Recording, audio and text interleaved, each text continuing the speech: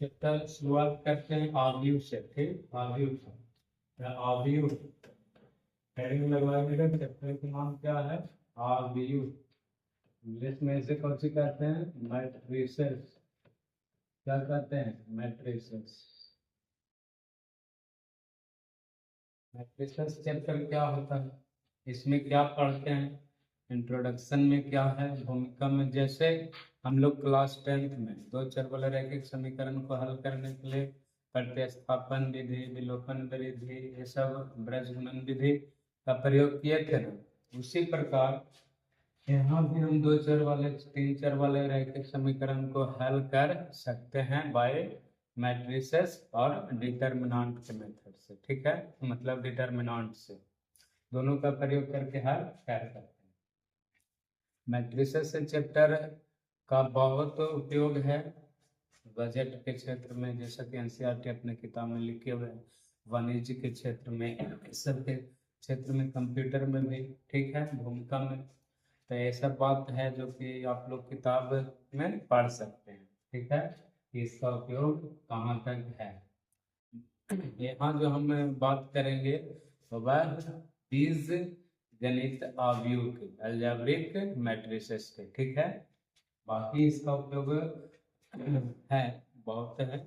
ठीक, तो अब हम लोग देखने वाले हैं इसमें कि आव्यूह होता क्या है सर। ये भी बात है, पहला बात तो ये आएगा कि व्हाट इज मैट्रिक्स। आव्यूह, आव्यूह मैट्रिसेस क्या है? तो मैट्रिसेस क्या है, जैसे मान लेते हैं कि यह परिभाषा लिख देते हैं, यह संख्याओं संख्याओं या फलनों, संख्याओं या फलनों का का आयताकार क्रम विन्यास है, क्रम विन्यास है। ठीक, मतलब कि यह कोई संख्या भी हो सकता है, फलन भी हो सकता है, कुछ भी हो सकता है, उसको हम एक आयताकार क्रम विन्यास के रूप में लिखेंगे, वही हमारा कुछ होगा, मैट्रिक्स होगा। ठीक है, अब इसमें जो फलन संख्या या फलन जो प्रयोग होगा उसे क्या कहते हैं? अवयव या प्रविष्टियां कहते हैं। ठीक है, तो संख्याओं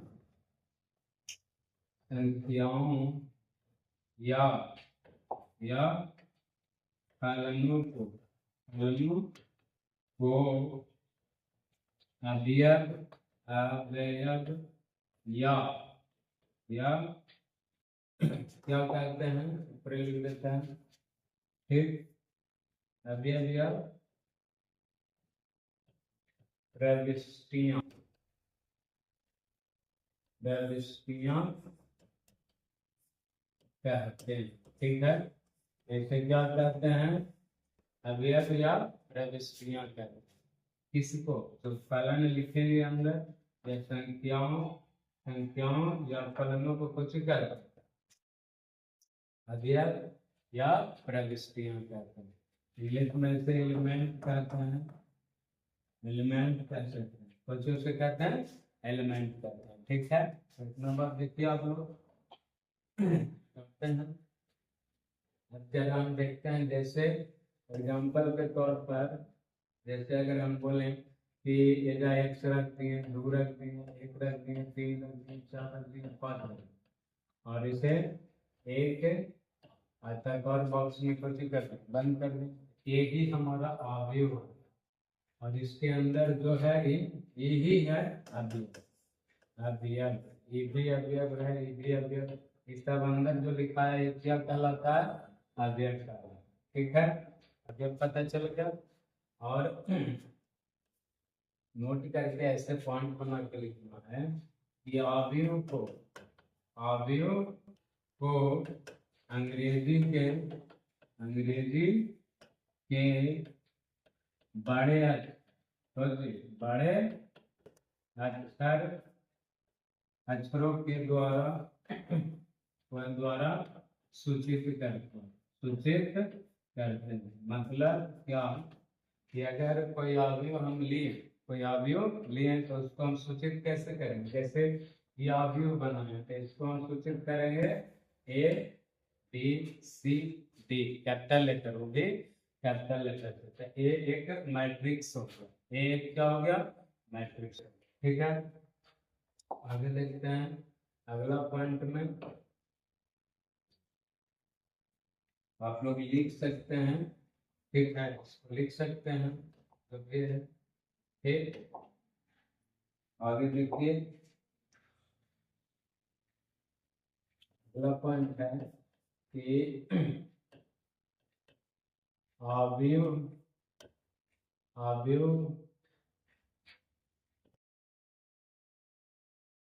में प्रयोग किए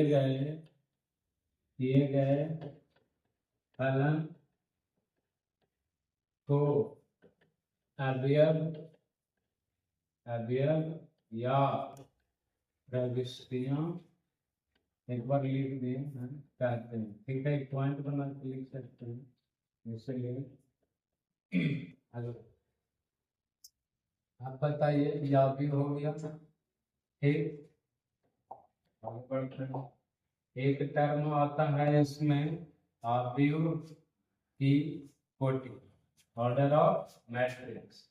हेडिंग लगाइए, अवयव की कोटि। ठीक, इंग्लिश में ऑर्डर ऑफ मैट्रिक्स। ठीक, ऑर्डर ऑफ मैट्रिक्स क्या होता है। तो अगर मान लेते हैं कोई मैट्रिक्स, ठीक, कोई मैट्रिक्स किसी भी अवयव के कोटि को m इंटू n गुना n के रूप में लिखते हैं। ठीक है, किसे लिखते हैं, जहां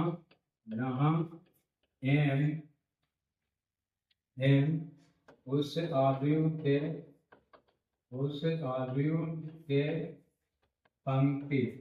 पंक्ति तथा n स्तंभ को व्यक्त करता है। ठीक है, ये तो हुआ परिभाषा कि किसी अवयव के कोटि को m गुना n के रूप में लिखते हैं, जहाँ n उस अवयव के पंक्ति तथा n स्तंभ को व्यक्त करता है। अब इसमें आ गया एक टर्म पंक्ति, तो क्या आ गया, पंक्ति, और एक आ गया स्तंभ। तो उसका आगे देखते हैं क्या होता है। इतना लिखिए, जैसे मान लेते हैं हमारे पास ये एक मैट्रिक्स है। ठीक, ये एक मैट्रिक्स हम बनवाएं, 1 2 3 4 5 6। ठीक, तो ई एक काड़ा लाइन है, पड़ी हुई लाइन, 2 लाइन, एक ही खड़ा लाइन, स्तंभ। ठीक है, जैसे मान लेते हैं गांव में भोज होता है ना। ठीक, तो कहता है ना कि एक पंक्ति में ऐसे बैठ जाओगी, अगला पंक्ति में ऐसे बैठ जाओगी। ऐसे पहले हम लोग जब, तो बफर सिस्टम हो गया है ना, हम लोग जब पहले छोटा में तो खाते थे, तो इसी तरह से एक पंक्ति ऐसे, अगला पंक्ति बन जाओगे। ठीक है, तो ये पंक्ति हो गया एक पंक्ति, ये अगला पंक्ति। ठीक है, तो ये हो गया हमारा रो, यानी भारी या फिर इसे पंक्ति, भारी या पंक्ति। फिर या फिर दूसरा एग्जाम्पल हम बताते हैं, मकई देते हैं। मकई में जब हम लोग बचपन में थे तो छुड़ाते थे, तो कहते थे ना क्या क्या चाहिए, एक धारी लगा दो, फिर हम तो छुड़ा ही देवो बोले खट खट। ठीक है, तो ऐसा होता है, इसको ऐसे ऐसे जो मकई का जो शेप ऐसे रहता है, नहीं तो इसे एक धारी दो धारी इस तरह से। ठीक है, तो कहते थे कि बोला छोड़ा दीजिए, फिर बाकी हम छोड़ा लेते हैं। ऐसे करके होता था, एक धारी लगा दो बोला रहता। ठीक है, कि वो खाली धारी लगाना उसका काम है, हम लोग को छुड़ाना काम है। ये R1 हो गया, ये कुछ हो गया, ये R1 हो गया, ये R2, जे को रहेगा ऐसा लंब, वो होगा R, यानी इन पंक्ति को अगला पॉइंट में अगर हम लिख सकते हैं, पंक्ति को और से सूचित करते हैं, और से सूचित करते हैं, ठीक है, और से सूचित करते हैं, और एक से ज्यादा पंक्ति रहेगा तो R1 R2 R3। अब ये हो गया अगला पॉइंट, ये हो गया कॉलम, इसे स्तंभ कहते हैं। क्या कहते हैं? तो पिलर जो ना डालते हैं तो कहते हैं एक पिलर डाला, दूसरा पिलर कहीं खड़ा ना डालते हैं, पिलर थोड़ा ऐसा डलाया जाता है सूट के मैं ना, ऐसा तो पिलर हो गया। तो पिलर को हम कहते हैं एक स्तंभ, दो स्तंभ, तीन स्तंभ, और पिलर को हम यानी कि स्तंभ को सी से सूचित करते हैं, सी से व्यक्त करते हैं, सी से व्यक्त करते हैं। कॉलम को एक कॉलम रहेगा तो एक C1, दूसरा रहेगा तो C2, यही हो गया हमारा पंक्ति, यही हो गया हमारा धारी, ये हो गया हमारा रो, ये हो गया हमारा कॉलम, ठीक है, ये होता है पंक्ति।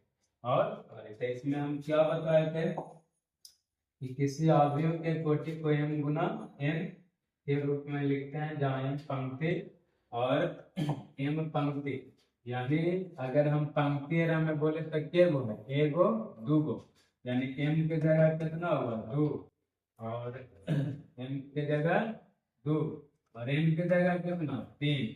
अवयव के कोटि अगर हम बोले कि इसका कितना होगा, अवयव की कोटि, अवयव की कोटि, तो हम कौन सी बोले m गुना n के रूप में लिखना है, n के जगह कितना 2 गुना 3, यानी 2 गुना 3 ऑर्डर का मैट्रिक्स है, 2 गुना 3 ऑर्डर का क्या है हमारा मैट्रिक्स है, ठीक है, कितना ऑर्डर का है 2 गुना 3 ऑर्डर का, ठीक। अब इसको देखिए, थोड़ा सा आगे देखते हैं, मान लेते हैं कि a बराबर है, ऐसे करके यहाँ पर जो है A11, ठीक, A11, A12, A13, A14, इस तरह से, मतलब पहला रो में कॉलम बढ़ते जा रहे हैं, कॉलम 2 कॉलम 3 कॉलम, तो कोई भी मैट्रिक्स और एलिमेंट जो दर्शा रहा है, A11 क्या दर्शाता है कि पहला रो है, पहला कॉलम है, ठीक है। उसी प्रकार A12 क्या दर्शाता है कि पहला रो है, दूसरा कॉलम है। A13 क्या दर्शाता है, पहला रो है, तीसरा कॉलम है। उसी प्रकार अगर हम चले कि पहला रो और एनवा कॉलम, पहला रो और एनवा कॉलम, वैसे इधर बढ़ेगा A21, यानी दूसरा रो, A21 का मतलब दूसरा रो, दूसरा सेकंड रो, और फर्स्ट कौन सी कॉलम, फर्स्ट कॉलम, यानी और हो गया ये, ठीक है। इस तरह से हम जब बढ़ते हैं, यहाँ पर देखिए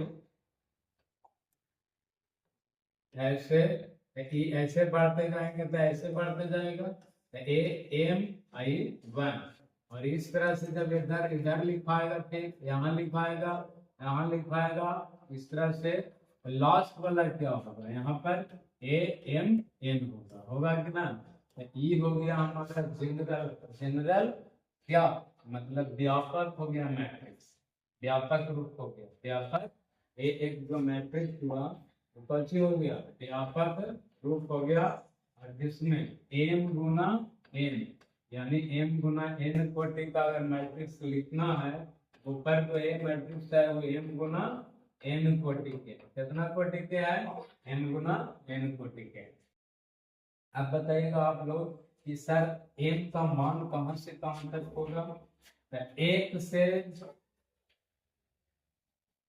अब ऐसा हम लिखते हैं, इसी को ये m गुना n कोटि का है ना, तो इसको a बराबर शॉर्ट रूप में इतना को ai से m गुना n लिखते हैं, ठीक है। इस तरह से शॉर्ट रूप में लिख देते हैं, इतना बढ़ाना है कि अभी हमारा कुछ m गुना n कोटि के। अब कहेगा कि सर i का मान कहां तक होगा, तो i कुछ बताता है, i बताता है, i धारी के मान m के और j n के, तो इसका जो मान होगा एक से बड़ा आई, लेकिन बड़ा और बराबर, लेकिन कहाँ तक, एम तक। वैसे ही अगला पॉइंट एक जे है जो कि एक से बड़ा और बराबर और एन तक, ठीक है। और आई और J, I J belongs to natural number, मतलब 1 2 3 4, जीरो से नहीं, ठीक है, जीरो नहीं, एक से बड़ा और बराबर नहीं है, ठीक। तो यहाँ पर हम लोग मैट्रिक्स कोटि हो गया। तो किसी भी ऑब्जेक्ट का कोटि को हम कैसे लिखते हैं, m गुना n के रूप में। कोटि है सबसे इम्पोर्टेंट है, कोटि है जो कितना लिखाता है, m गुना n लिखाता है। m क्या बताता है, पंक्ति बताता है, n क्या बताता है, कॉलम बताता है, स्तंभ बताता है, स्तंभ की संख्या बताता है कि हमारा कितना स्तंभ, ठीक। Thank you. तो अब आगे इसका आगे के प्रकार है जो अगले नेक्स्ट वीडियो में देखेंगे। जो भी सुझाव वगैरह है आप कमेंट में लिख सकते हैं, और जो भी वीडियो को शेयर, लाइक और सब्सक्राइब करें, ठीक। Thank you.